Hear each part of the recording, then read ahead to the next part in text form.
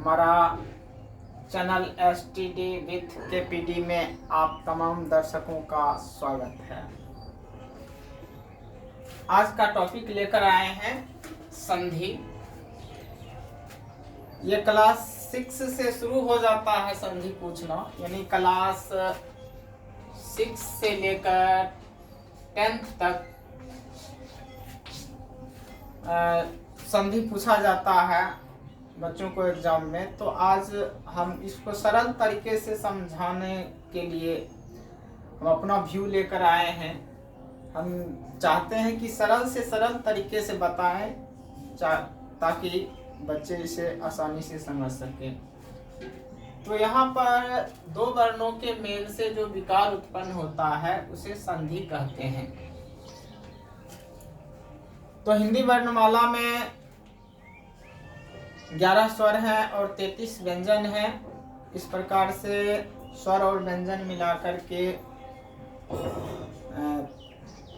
44 हो जाता है। फिर 3 संयुक्ताक्षर हैं और कुछ विशेष वर्ण मिलाकर के किसी व्याकरण में 48 दिखाया गया है और किसी व्याकरण में 52 वर्ण को दिखाया गया है। तो अभी वर्ण के बारे में बात नहीं करेंगे, तो अभी संधि के बारे में बात करते हैं। लेकिन वर्ण का ही यहाँ पर विशेष रूप से ध्यान दिया जाएगा। तो विकार, यहाँ विकार उत्पन्न होना मतलब उसमें कुछ परिवर्तन आ जाना, यानी जो जिन वर्णों का मेल हुआ है उससे अलग वर्ण बन जाना। अब देखते हैं, जैसे शिव जोर आलय, यहाँ है शिवालय, यानी शिव में यानी अंतिम वर्ण व है और व में किसी चीज की मात्रा नहीं लगा हुआ है, अर्थात यहाँ पर अंतिम वर्ण अ है। और फिर इसके बाद वाले शब्द का पहला वर्ण आ है। तो आप देखते हैं कि दोनों मिलाकर क्या बना। तो यहाँ है शिव, यहाँ है शिवा, यानी व में आ की मात्रा लग गया, यानी कि अ और आ मिलकर के बन गया आ। तो यही है विकार उत्पन्न होना, यानी दो वर्ण मिला, अ और आ मिला, तो दोनों मिला करके आ बन गया। अब उसके बाद अगला देखते हैं, अन्न जोड़ अभाव, अन्नाभाव। यहाँ पहले शब्द के अंतिम वर्ण अन्न में अ है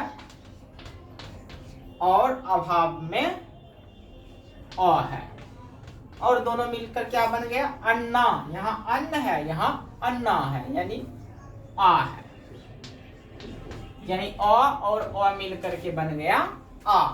उसके बाद देखते हैं देव, देव का अंतिम वर्ण अ है और फिर इंद्र का प्रथम वर्ण ई है, तो दोनों मिलाकर हो गया।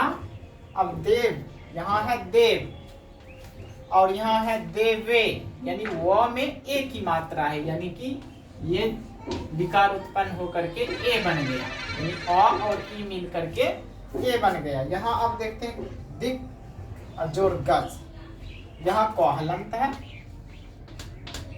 और यहाँ पर ग है।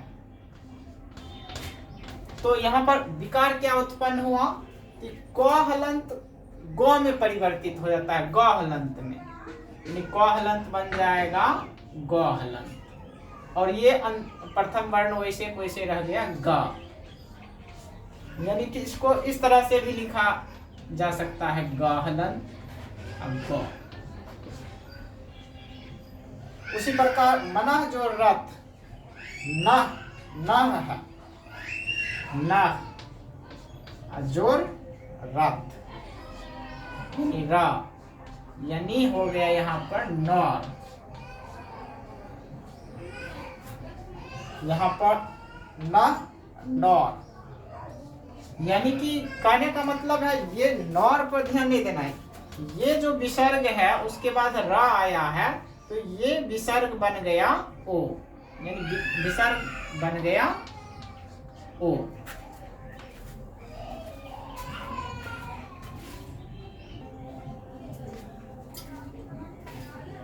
अब संधि के 3 भेद हैं, स्वर संधि, व्यंजन संधि और विसर्ग संधि।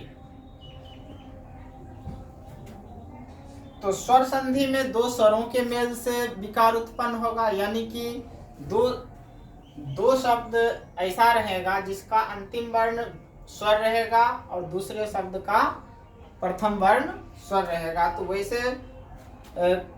वैसे संधि स्वर संधि के अंतर्गत आएंगे, जैसे शिवालय, शिवालय, अन्नाभाव, देवेंद्र। यहाँ ये भी स्वर है, ये भी स्वर है, ये स्वर संधि में आ जाएगा, ये भी स्वर में आ जाएगा, ये भी स्वर में आ जाएगा।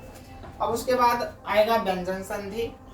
तो व्यंजन संधि में प्रथम शब्द का अंतिम वर्ण जो होगा वो व्यंजन होगा, जैसे दिग यानी का हलंत, यानी का जो है का हलंत व्यंजन संधि में है।